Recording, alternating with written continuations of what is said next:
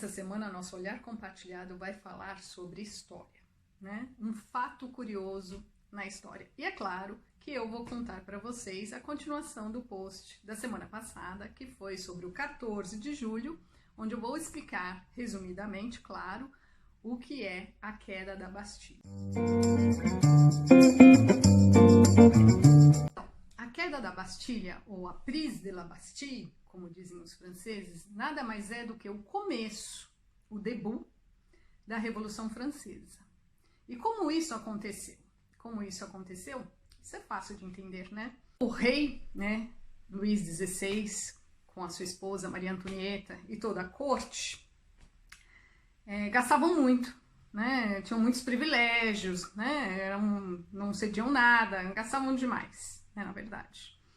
E nessa década de 1770 até 1780, a França participou de muitas guerras, mas a França não ganhou nada, perdeu, uma crise completa. Só que o rei, toda a corte e tudo mais ainda continuavam bem superiores, né? O povo todo passando fome, não tendo como arcar com as despesas, porque na época tinham muitos impostos, como, né, vocês conhecem algum país que tem bastante imposto, né? Não preciso nem falar, né?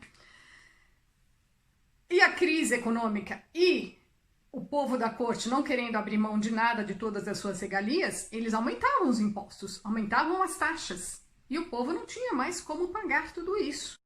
Sem contar também a crise no campo, né, na agricultura, porque não tiveram grandes colheitas, o tempo não ajudou, então era uma crise que só foi acumulando.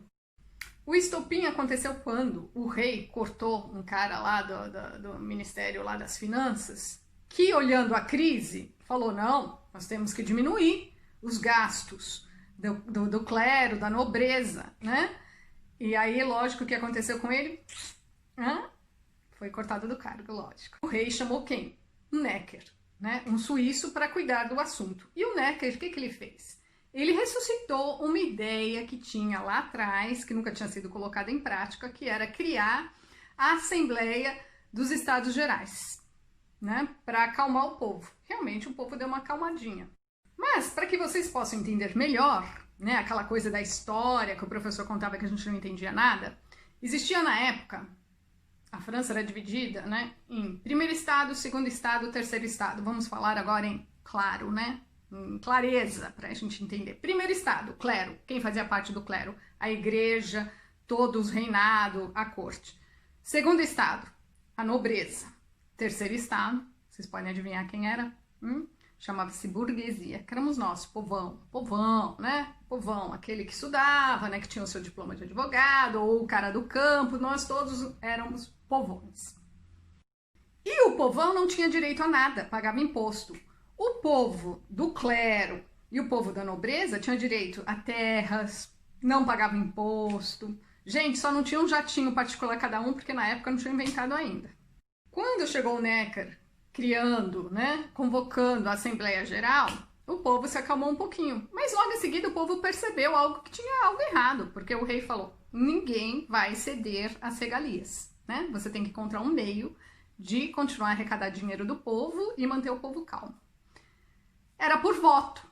Então votava o primeiro estado, o segundo estado e o terceiro estado. Mas não era um voto de pessoas, era um voto pelo estado. Então, um voto do estado do primeiro estado, que se aliava ao voto do segundo estado, então sempre era 2, com voto contra o povo. Então, por que o rei topou essa parada? Porque eles sempre ganhariam, né? O primeiro estado com o segundo estado, o clero com a nobreza contra o povo sempre perdia. Perdendo, o povo quis criar uma nova constituição, que o rei, lógico, não aprovou. E aí o povo exigiu um voto unitário, né? Por cabeça, para que as leis pelo menos ficasse um pouco a favor. O que aconteceu? O povo fazia parte de 95% da França. Alguns do primeiro estado, quando viu que a coisa acho que estava pipocando, resolveu descer, né, lá pro povão, né, e se unir ao povão.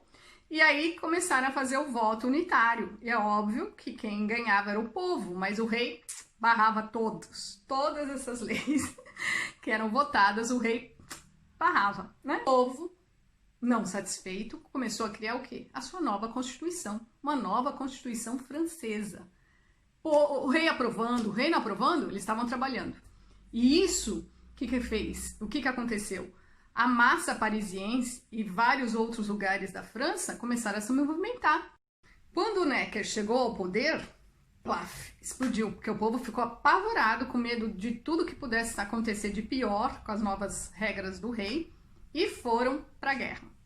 Anunciaram aí alguém, né, um desses que a gente espera que apareça no nosso país, e disse para a população: nós temos que nos armar, nós temos que nos defender, vamos ao Invalides, porque lá estão as armas, né? E o povo foi para os Invalides e realmente conseguiram entrar, né? Tentaram negociar, não teve negociação, pof, pularam lá, abriram os portões e pegaram todos os fuzis, as armas, inclusive canhões. Mas a pólvora não ficava guardada no mesmo lugar que as armas. E alguém lá no meio gritou: a pólvora está no Hotel de Ville.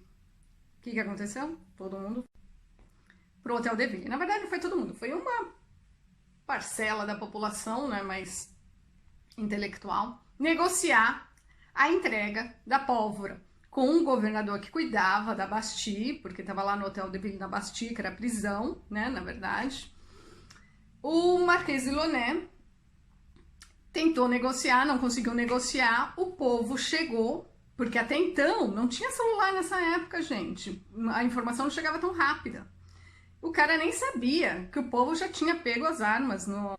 E aí, aquela negociação que não saía, até dizem os historiadores que ele até convidou o pessoal para almoçar. Eu acho que o povo almoçou com ele. Aí na parte da tarde, chegaram o povo com os canhões.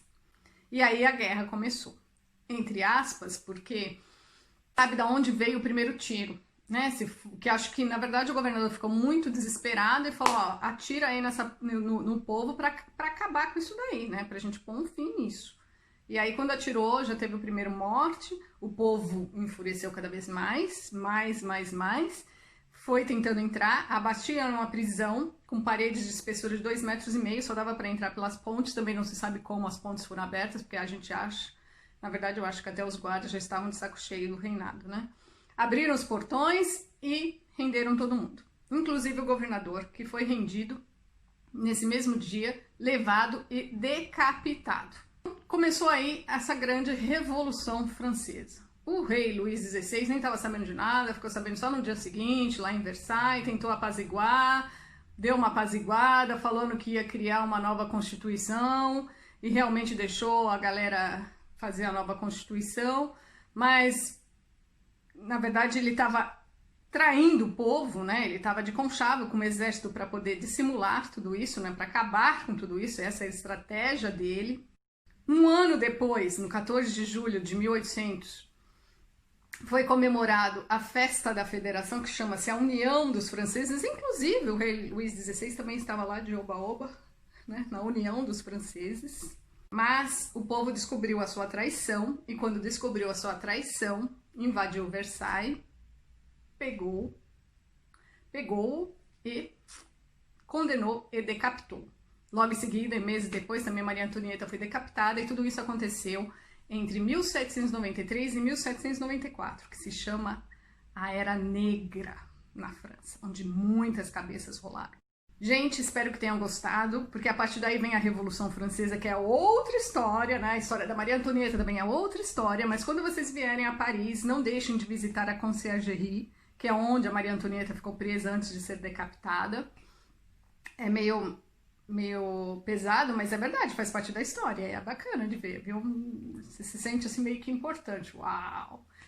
E também do lado tem a Sainte-Chapelle, que é linda, uma igreja linda. A maioria das pessoas acabam passando batido, não visitando, não conhecendo esses lugares. Então vale a pena, tá bom? Um beijo pra vocês e uma ótima semana.